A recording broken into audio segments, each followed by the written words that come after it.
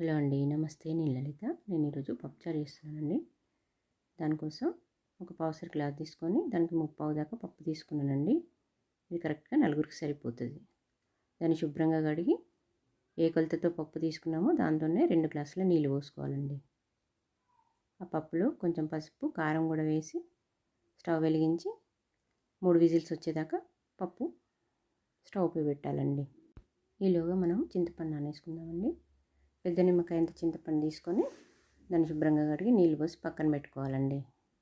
పప్పుచారులోకి మనం ఒక సొరకాయ ముక్క, క్యారెట్, టమాటా, 2 పచ్చిమిర్చి, కొంచెం కరివేపాకు, వెల్లుల్లి, జీలకర్ర మెంతుల పొడి అండి.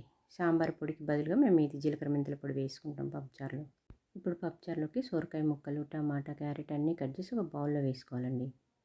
దాంతోపాటు కొంచెం కరివేపాకు, వెల్లుల్లి కూడా నల్లగొట్టుకొని ఆ బౌల్లో వేసి పెట్టుకోవాలి. పప్పు ఉడికిపోయిందండి. ఇప్పుడు అందులో పప్పు గుత్తి పెట్టి కొన్ని నీళ్ళు పోసుకొని మెత్తగా మెదుపుకోవాలండి పప్పునంతా. ఇప్పుడు ఆ పప్పులో ఇందాక కట్ చేసి పెట్టుకున్న కూరగాయలన్నీ దాంట్లో వేసుకోవాలి. కొంచెం సాల్ట్ కూడా వేయాలి. ఇప్పుడు కాస్త నీళ్ళు పోసుకొని ఒకసారి మొత్తం కలిపేసి మళ్ళీ ఒక 1 విజిల్ వచ్చేదాకా స్టవ్ పై పెట్టుకోవాలండి. 1 విజిల్ వచ్చేసిందండి. ఇప్పుడు కుక్కర్ మూత తీసి ముక్కలన్నీ మెత్తగా ఉడికినాయో లేవో చూసుకోవాలండి. మెత్తగా ఉడికిపోయినాయండి. ఇప్పుడు అందులో చింతపండు గుజ్జు పోసుకోవాలండి.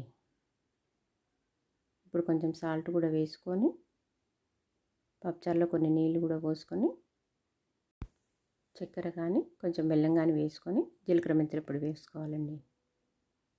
పప్పుచారుకు ఇదే టేస్ట్ అండి, జీలకర్ర మెంతుల పొడి.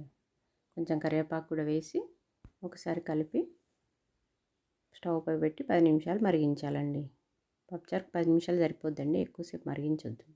మరిగిపోయిందండి. ఇప్పుడు పోపు చేసుకోవాలి. స్టవ్ పై ఒక గిన్నె పెట్టి ఆవాలు, జీలకర్ర, ఎండుమిర్చి, వెల్లుల్లి, కరివేపాకు, ఇంగువ కూడా వేసి పోపు చేసుకుంటే సరిపోద్దండి. జీలకర్ర మెంతుల పొడి వేసిన పప్పుచారుకు ఇంగువతో పోపు చేస్తే చాలా టేస్టీగా ఉంటుందండి.